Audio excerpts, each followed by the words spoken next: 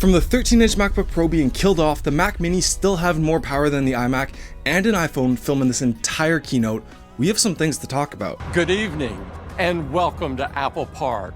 And if I was to rate this event like somebody giving out candy and the baselines were somebody giving out broccoli and somebody giving out the full-size, king-size chocolate bars, this falls right into the small chocolate bars that you only really get around Halloween time that are a nice little treat, but you wish you had a little bit more. When they started this event, they mentioned they had 3 different products that were going to get the M3 lineup of chips, and I didn't realize that they were going to count the MacBook Pro 14 and 16-inch as 2 separate products. I was expecting a new Mac Mini in there, but regardless, we got a new 14-inch MacBook Pro, a new 16-inch MacBook Pro, and finally, a new iMac. I don't know what Apple's deal is with kind of forgetting the iMac. I don't know if the MacBook Pros have just gotten so good that there's no real use case for an iMac, but regardless, they haven't refreshed this product since the M1 lineup. They never got the M1 Pro, M1 Max, M2 Pro, M2 Max, or the Ultra chips. And my assumption was that they were going to release a new baseline iMac with the M3 chip and one with the M3 Pro chip as well.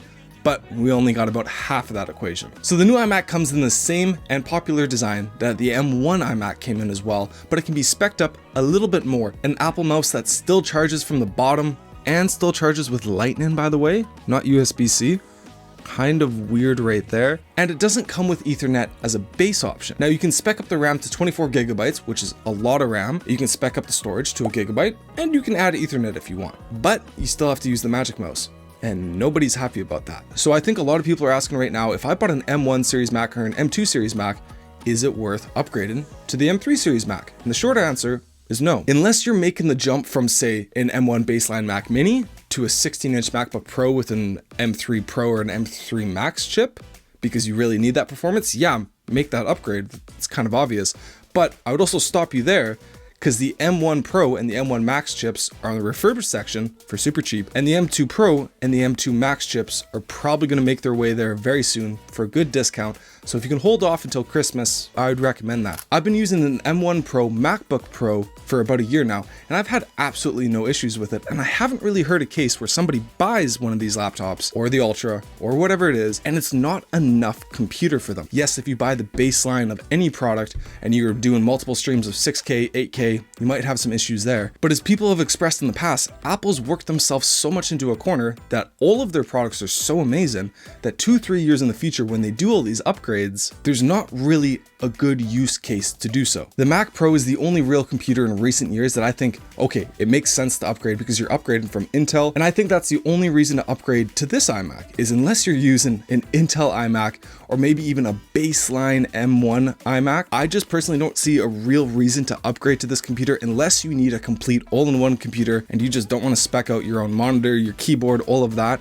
There's no real case. Just get an M2 Mac Mini or an M2 Pro Mac Mini, and that M2 Pro Mac Mini will be a better computer than this iMac. It's a weird middle ground. Apple always paints themselves into this corner where they kind of get stuck between chip models, and it's kind of a hard business case to try to sell people certain things. Now, who are the people that are actually going to buy this iMac? It's probably going to be students, and it's probably going to be schools. There's probably going to be a good discount for schools getting this device, and a lot of people are just going to get the baseline iMac, probably buy an SSD as well. And I think for a lot of people, that's probably pretty good. And I think anybody who buys it in that category, it'll be more than enough computer for them. But getting into the last product or products, the 14 and the 16-inch MacBook Pro, it looks like they've completely tried to kill off the 13-inch MacBook Pro, which thank God, because that design was really starting to show its age. The fact that they even shipped an M2 chip in that computer with the touch bar, without all the ports, just blew my mind. Like, you could really tell Apple was struggling to get rid of some old bodies and some old chips, and they thought, let's put it into this package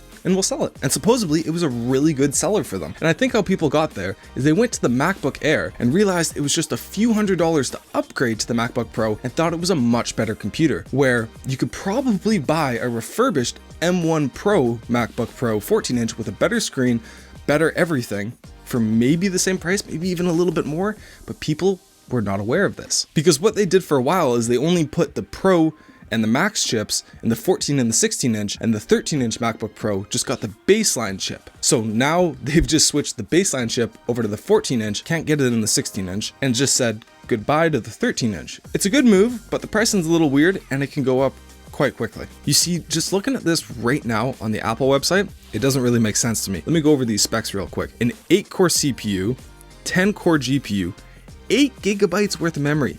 8, just 8. The original 14-inch MacBook Pros didn't have that option. Just 8 gigabytes worth of memory, a half terabyte worth of storage, $2,099 Canadian. I got this M1 Pro 14-inch laptop, which in my opinion is probably going to be better than this baseline M3 laptop, for $200 less in the refurbished section. And then when we finally get to the M3 Pro, the baseline model, which is the equivalency of what I have here, yet again, $1,900. Refurbished section, last year. Just imagine what you could probably get one of these for now. But the updated version that comes with a little bit more CPU cores, a little bit more GPU cores, and 2 gigabytes more worth of memory from 16 to 18, all of that for $2,700 Canadian. 27. That is near $1,000 more than this laptop. $1,000 for the same screen, the same keyboard, and although it's probably going to be a little bit faster, nobody is really going to notice. And if you need all that performance, you're going to go to the M3 Max chip, and probably the 16-inch itself, which doesn't even have the baseline M3 chip. And looking at the new M3 chip, it is starting out with 14 cores of CPU, 30 cores of GPU, 36 gigabytes worth of memory. This is all the baseline, and 1 terabyte worth of storage for, yet again, Canadian pricing, $4,650.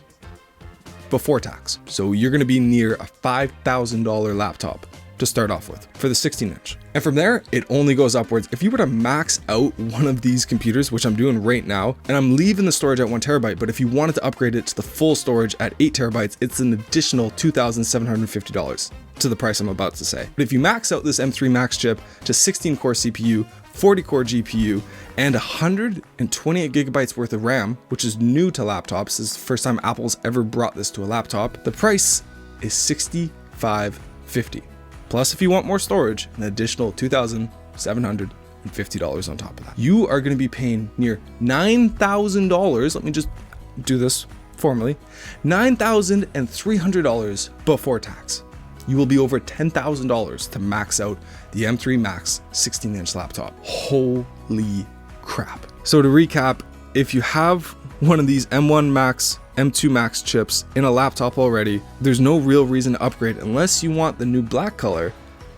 But unless you have an Intel-based computer, there's no real reason to upgrade to these new crazy machines because all their machines are already crazy. And if you haven't upgraded your iMac since the Intel version, this is going to be a sweet upgrade. But if you have the M1 iMac and it's not the baseline model with 7 cores, I mean, there's no reason to upgrade. But if you need to upgrade to something to more performance, M2 Pro Mac Mini or 14-inch MacBook Pro, those are the devices that I would go to. If this iMac had an M3 Pro or an M3 Max chip, I'd say it's probably going to be the product of the year.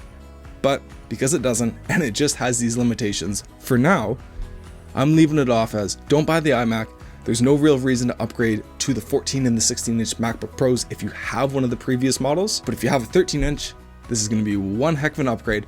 But just be aware that the baseline is not the M3 Pro chip, it's just the M3 chip. But with all that being said, everybody enjoy their Halloween, and we'll catch you in the next one.